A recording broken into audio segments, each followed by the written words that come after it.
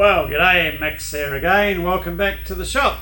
So today we're going to be diddling around with some taper turning using our taper turning attachments.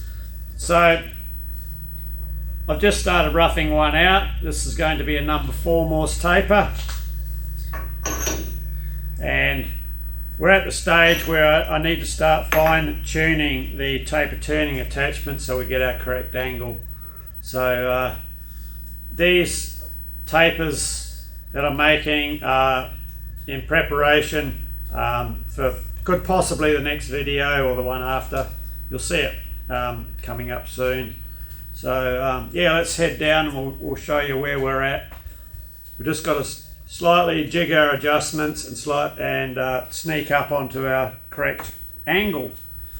Oh, by the way, I haven't been shot by subscriber or or the neighbour. I had a skin cancer thing removed, which is all too frequent here in Australia. So anyway, let's head down here. So if I slip out, just set our sleeve over it. Alright, the sleeve or the end of our shaft is only coming up to here, and I can feel it wobbling. And I can feel it wobbling at this end here. So that means our taper is too straight. We've got to increase the angle of our taper very slightly. It's only a fraction. So initial adjustment should be 1 degree, which is that line there.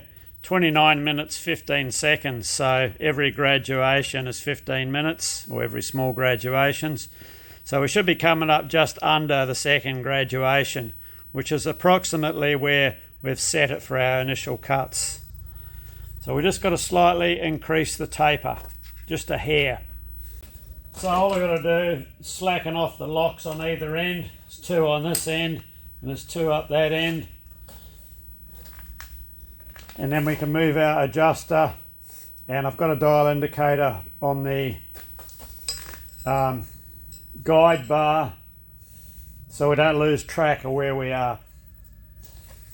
Yeah, because the guide bar pivots on the middle, so you only need to move it a fraction.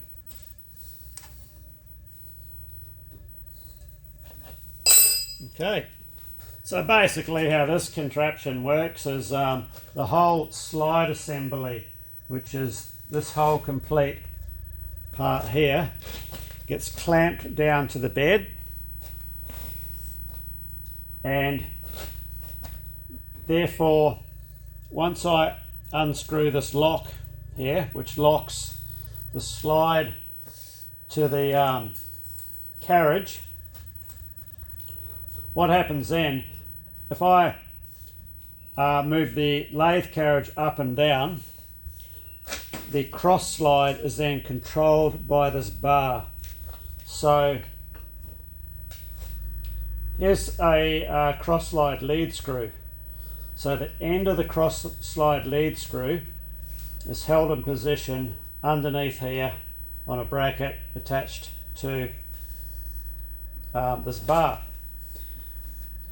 which the bar attaches to this other little cross slide here, which catches the whole lead screw. So as I move the carriage either forward or back, the whole position of the cross slide lead screw will move in and out accordingly. And it can do that because on the other end of it is a keyway. So your cross slide hand wheel comes over the top of this and drives through the keyway. So yeah, that allows, it's an extendable or collapsible screw, they call it. Yeah, and you just set the angle by how we've seen, and I better put this away. This is there will not be too many of these left on the planet. This is a brand new lead screw and nut for the cross slide from Mazak and this machine here. It still has to be split for the anti-backlash feature. So, all right, let's now we've made our adjustment, we'll take another cut. I'll just start the lathe up and engage the feed, and you'll see what moves and what doesn't. Here you'll find this part will be fixed, and you'll see this part moving. You might even pick up the cross slide going in and out, but I doubt it. It's that small an amount for this taper.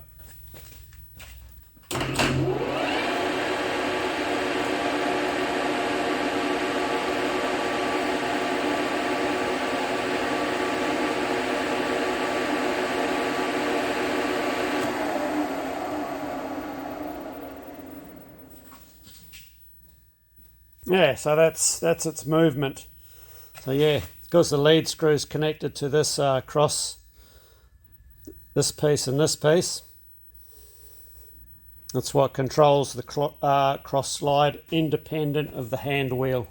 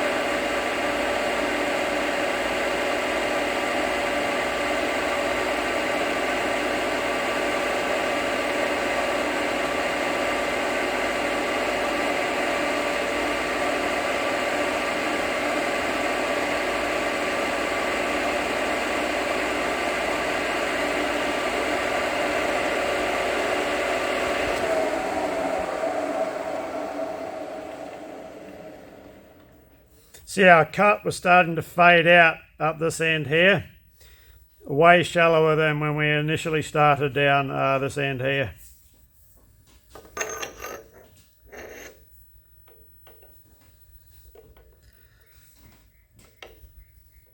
So yeah, we still need to go a fair bit more. Okay, we'll try that.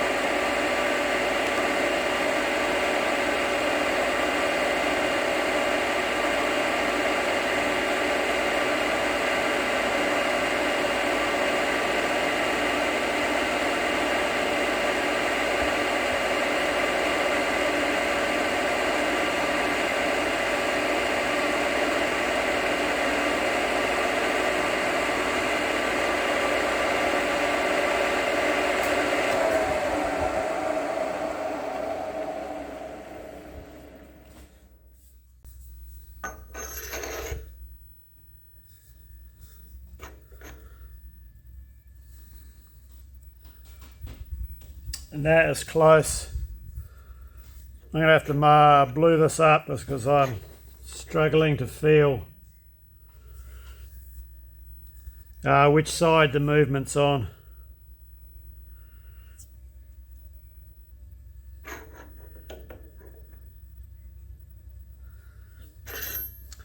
Let me get some blue on it.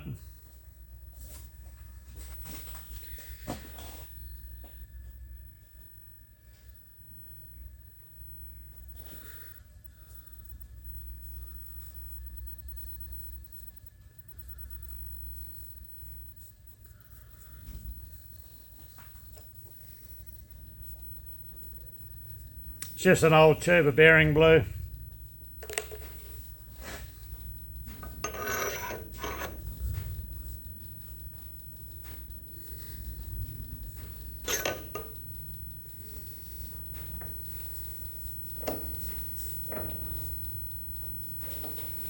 So that's giving us an even marking, but I'm not satisfied.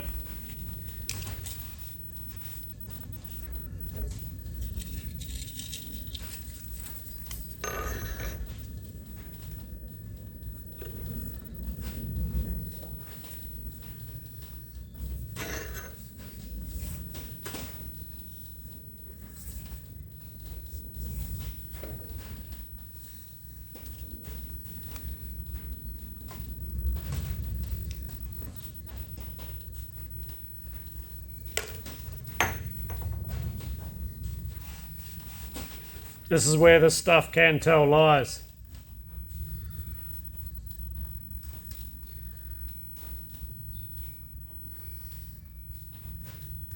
I've just got the very faintest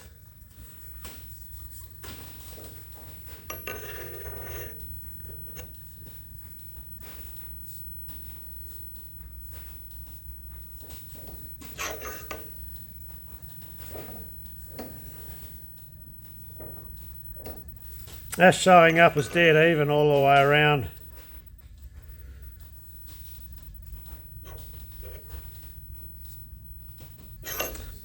Okay, I'm going to take a heavier cut so we can get a better finish.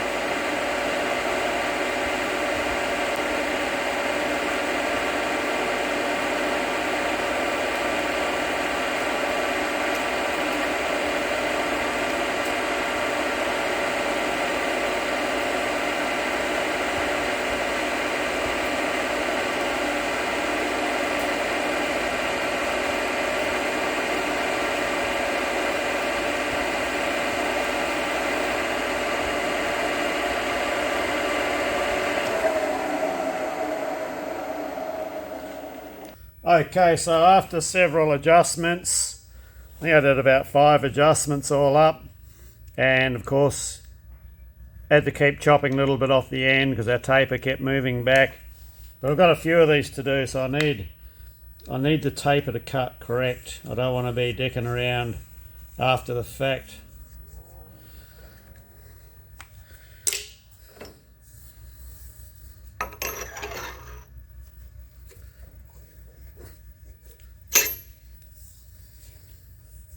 That looks pretty good to me.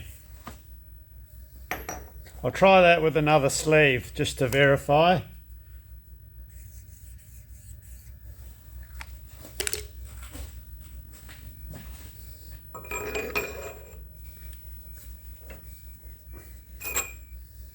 That's in there, so she's come out well. So now we know we can plough on in and knock out the rest of our tapers. As I said, we've got a few of them to do.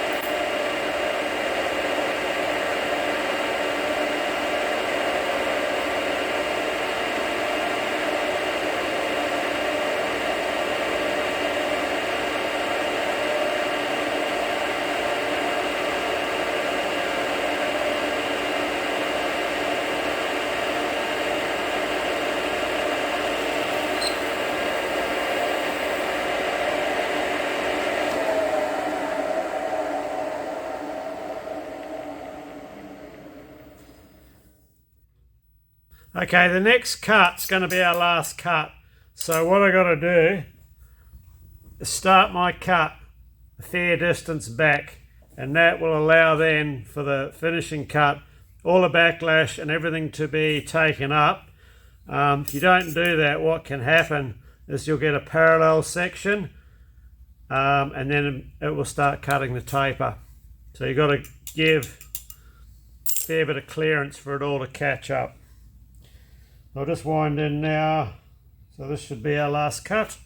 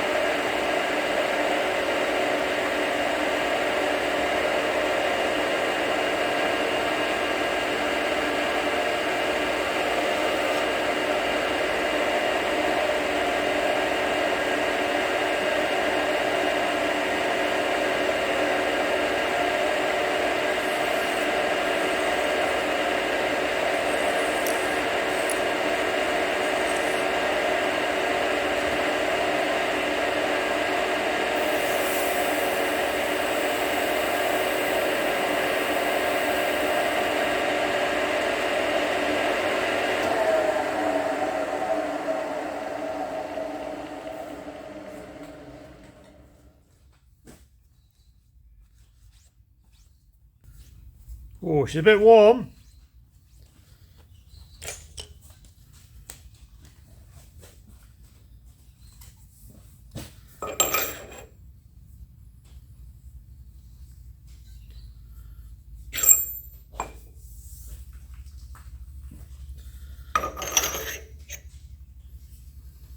Probably needs another 10th hour off that, I reckon.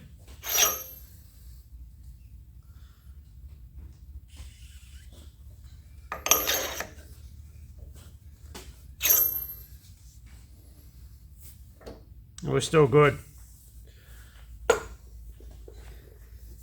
Let's just check our minor diameter. Should be 26 mil. They're about 25.9, 26.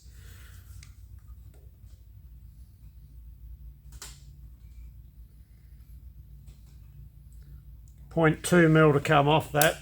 Okay, we'll do it.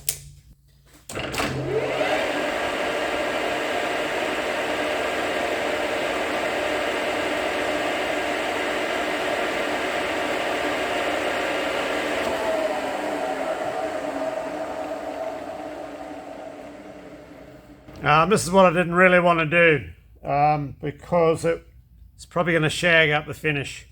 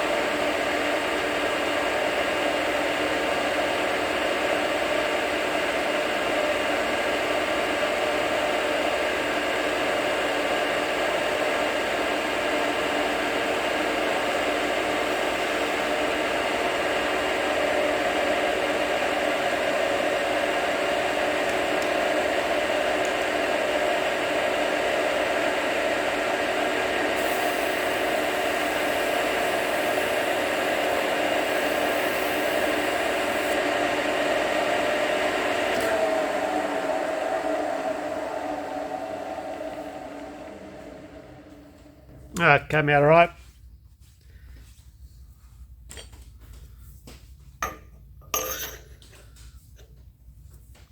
Yeah, that's got it. That's a better length.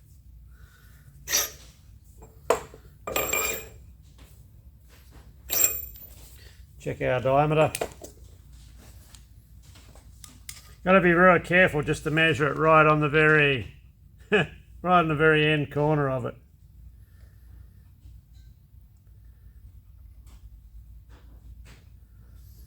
Yeah, we're 26 where we need to be. Okay.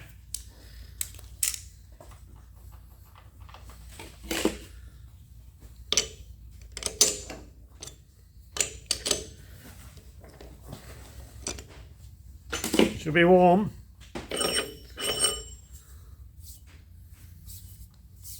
One more to go.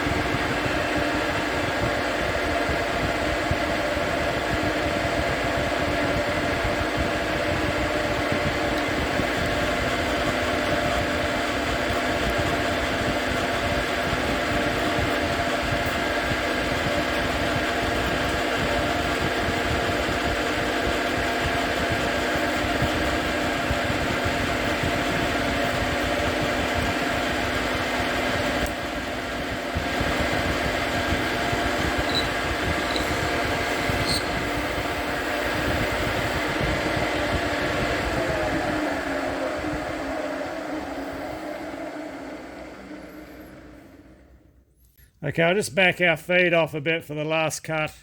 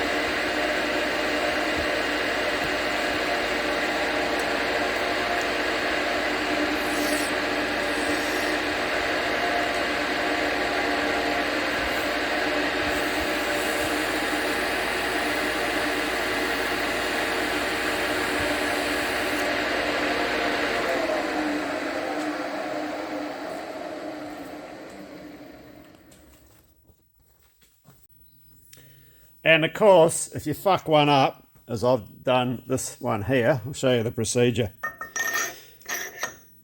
Okay, we're bottoming out on the end here. The amount the tape is sticking through is fine, but our diameter is wrong on the end here. Now, there's no play in this, but yeah, we've just bottomed out there. We ain't got much room up here. And with a taper turning attachment, oh, hang on, before we get there.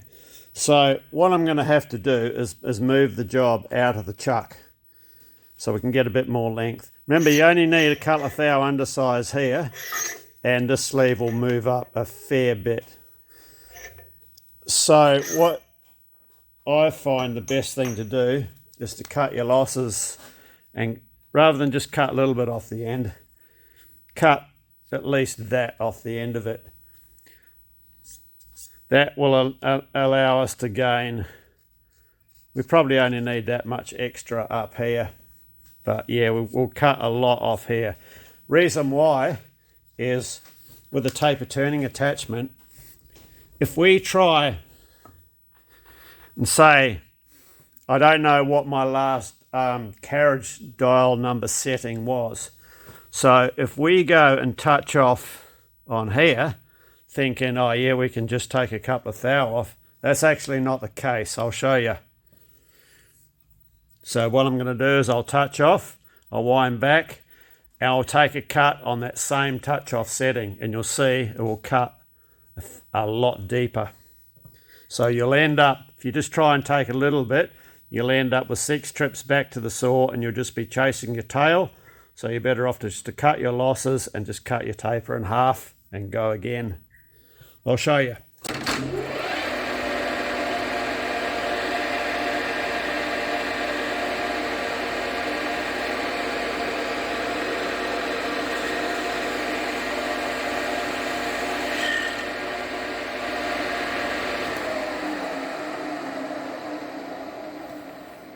So we've just done a minimal touch off there. Now I haven't touched my carriage dial, and we'll take a cut and you'll see it'll cut a whole lot deeper.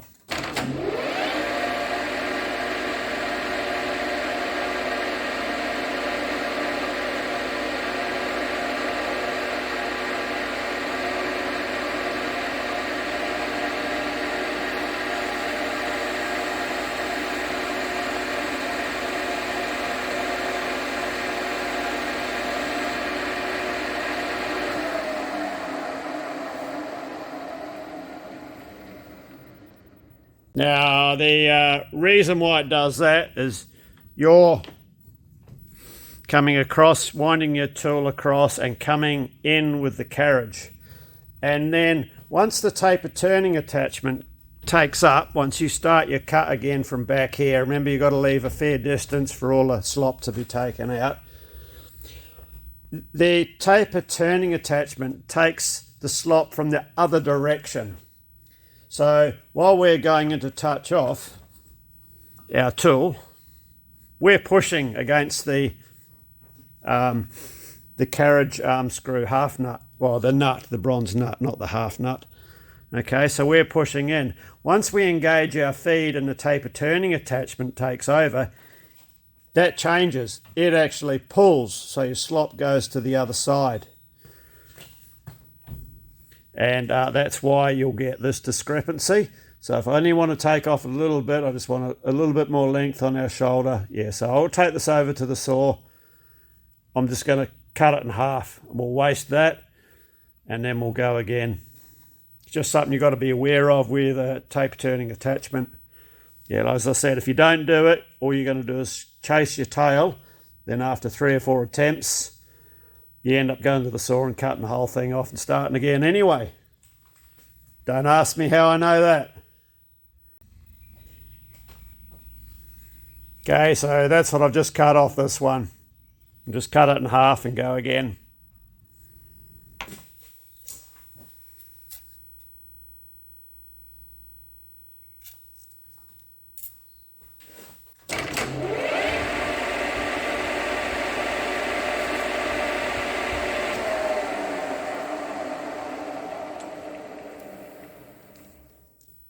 To just remark our approximate length. And you must keep track of your numbers on your dial. Otherwise, as I said before, you cannot touch off. If you forget, you'll probably scrap the taper.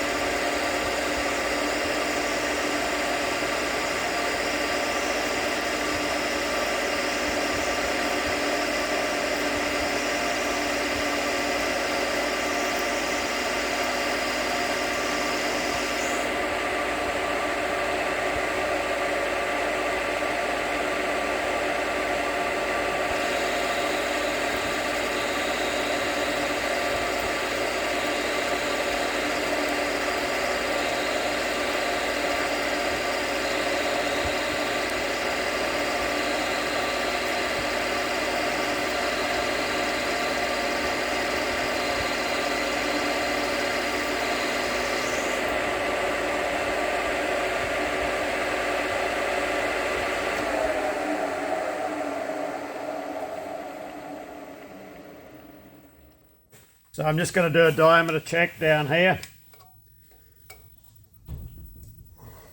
So turn the calipers on. So we're looking for 26 mil.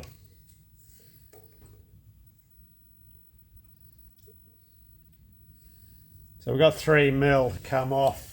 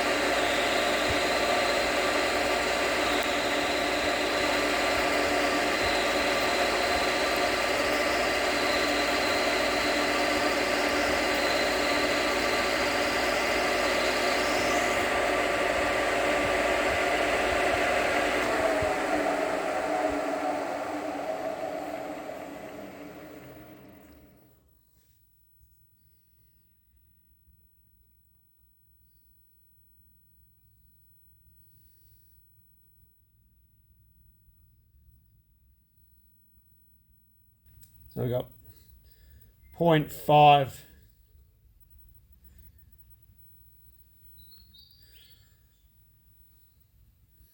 Yeah, probably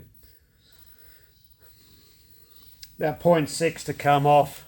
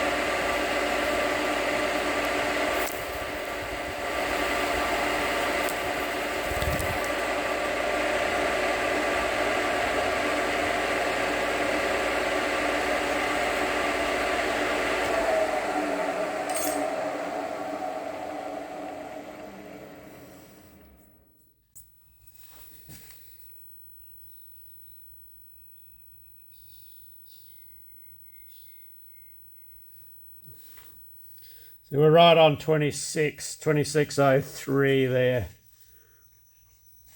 Let's try our sleeve on it.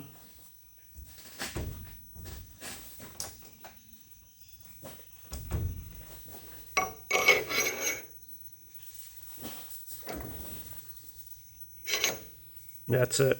We're there. Bang on. Perfect. I'll give this one a chamfer.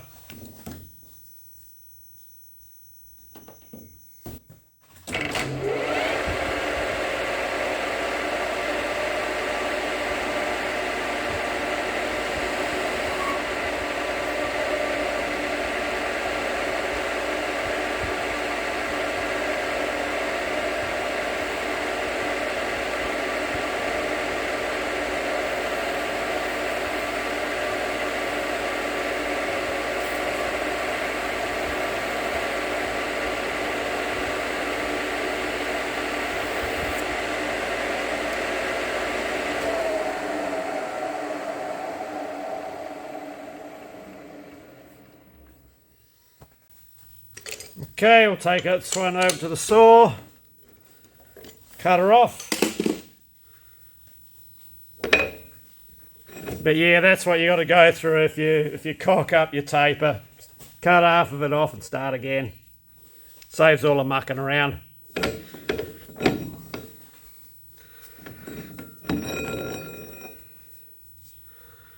Here's a bit of 4140-ish, something like that. It's being a high stress puller rod, so it's just some pretty good material this.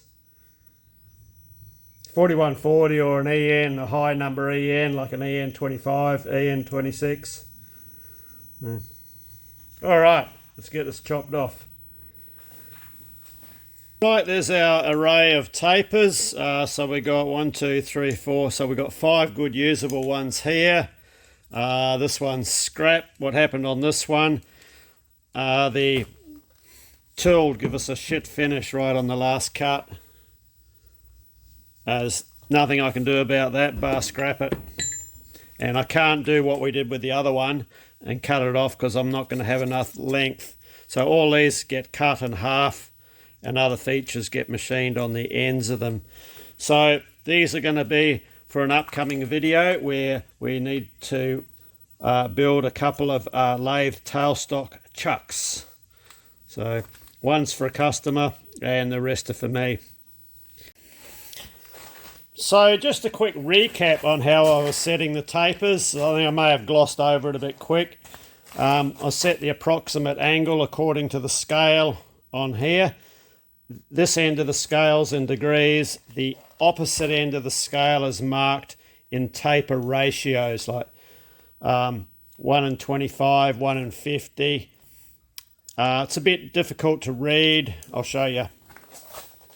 So this is in taper ratios. We were cutting a Morse tape of 4. So that's approximately about a 1 in 20 ratio. So we come in between two numbers here. So this line here, 1 in 16, and this line here is 1 in 25. So hence we're 3/4 of the way along up here, or halfway along. So they're only an approximate measurement due to the fact you've got this whole assembly here sort of bolted up to the end of your carriage.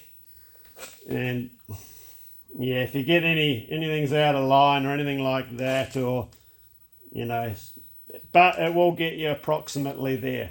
So that's what we set our initial setting on, was what we close to well, we set it on as close to what we could get with our divisions here.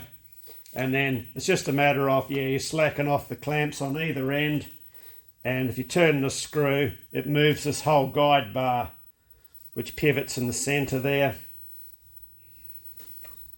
to set your taper.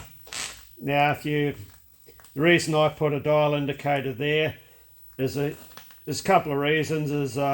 If you accidentally turn the knob the wrong way, or you're going to lose everything that you had. So I was only moving this in small increments, 2 to 5 thou. and I was able to keep track of it with the indicator. That way if I go too far, I can always come back to where I was, you know, and then reset from there.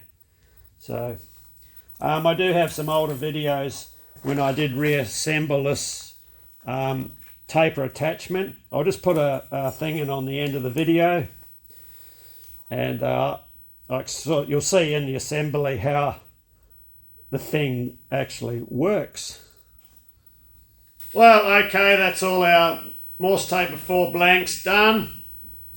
Well, as I just said, yeah, I'll put a thing in on the end of the video which explains in more depth when I did actually reassemble a taper attachment, if you're unsure on how they work. We've just gone through what to do if you cock one up, and we've gone through how to set it up. So, because this Morse tapers that we are doing is used in a tailstock chuck, therefore there's no twisting load on the taper. Now, a Morse taper is a self-grip taper, so we don't need a tang on it because of our application as a tailstock chuck. There's no impact loads, high loads, rotational forces on it. It purely goes in and the chuck runs on a set of bearings. However, you'll see later on when we make some more for our die head, Coventry die head holders, and for those ones we'll be putting a tang on them.